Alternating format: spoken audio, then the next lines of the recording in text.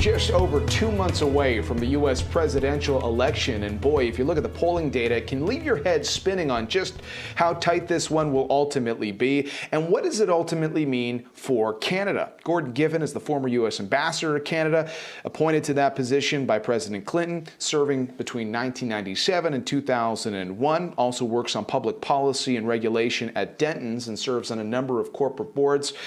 Mr. Giffin, Ambassador Giffin, nice to welcome you back to BNN Bloomberg. Good to be with you. Thank you. So, as I mentioned, we're getting into the final stretch here, and the polling data is coming fast and furious.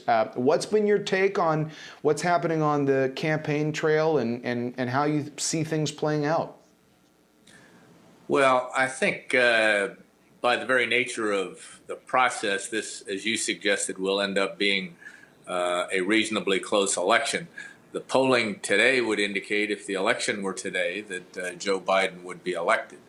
That said, I thought I was going to be working on the re-election of Hillary Clinton about now, so my guesses are a little off base. So the margin right now in the polls, the national polls as well as the state-by-state so-called battleground polls, would indicate a Biden victory, but the margins are not sufficiently huge that you're going to the bank and banking on it. Well, I'm glad you brought up that point, because when it comes to polls, it does get complicated. You can look at the national polls, but probably you're in a better spot if you're looking at some of those battleground states. And ultimately, here in the North, we are watching, wondering what ultimately the election means for Canada. What do you think? What do you think the ramifications are? Well, as you noted, I served as U.S. ambassador for 4 years under President Clinton, and I don't think the relationship has been any stronger since that era. I'd like to take credit for it, but I think a lot of it had to do with President Clinton's interest in and knowledge about Canada. He was quite engaged with Prime Minister Chrétien. The two of them were partners not just in the North American dynamic, but in global geopolitics. And that's what makes the Canada-U.S. relationship special, not just what we sell across the border to each other and the fact that we vacation in each other's countries. It hasn't been quite that dynamic and close since that period.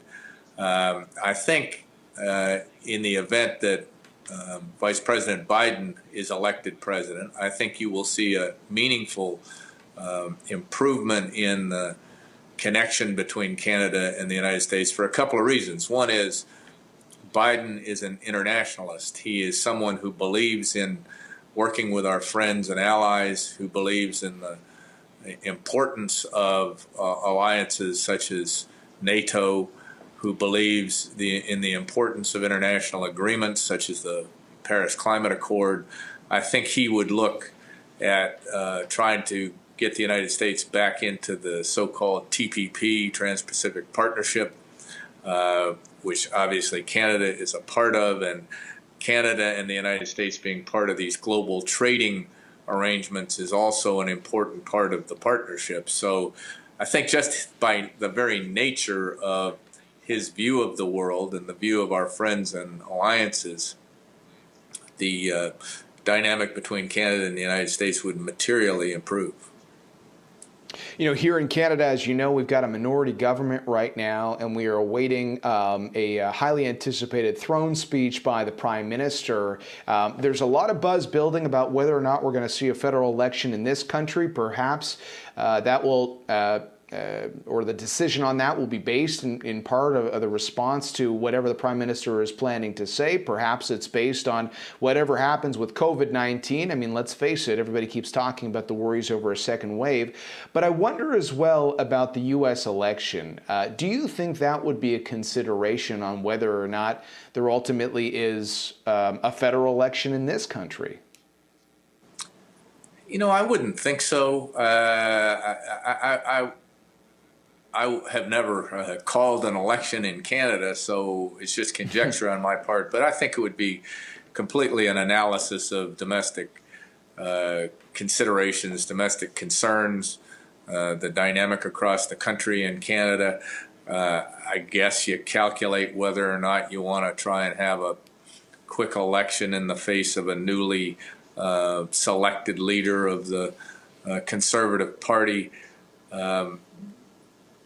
It seems to me that you've got to have a compelling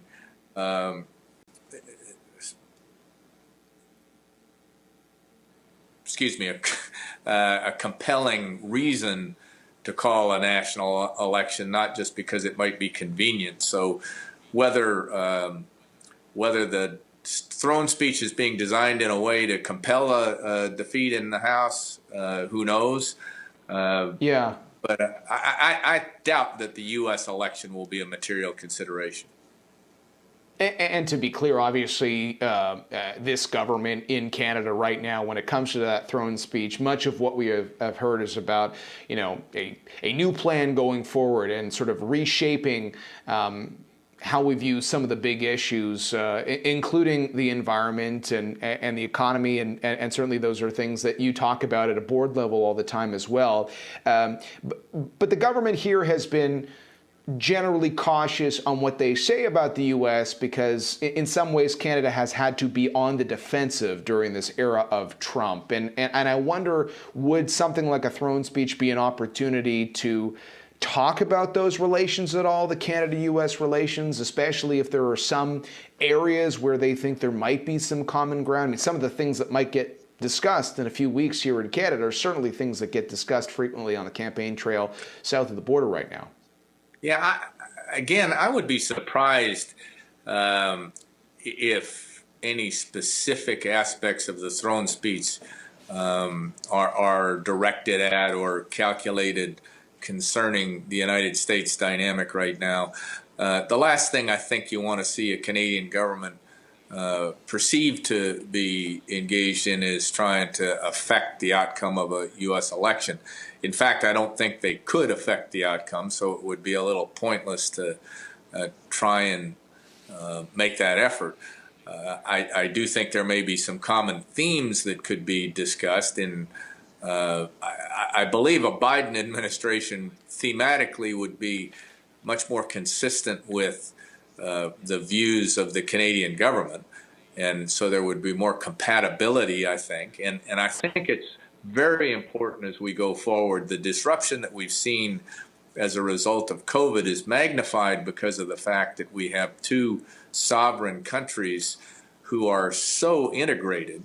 And the differences in the approach to dealing with COVID, I suggest perhaps it's been a little more successful on the Canadian side of the border, but also becoming more insular in how we deal with medical related materials, the so-called personal protective equipment, things of that nature. And as we come up to a vaccine, I think we ought to be looking at how to even be more integrated on some of these things, because the artificiality of the 49th parallel has caused disruptions both in Canada and the United States that are unnecessary if we work more closely. All right. Ambassador Giffin, thanks very much for your insight. Lots to watch for, and certainly we'll be keeping an eye on what happens in early November in the U.S. election. That's Gordon Giffin joining us.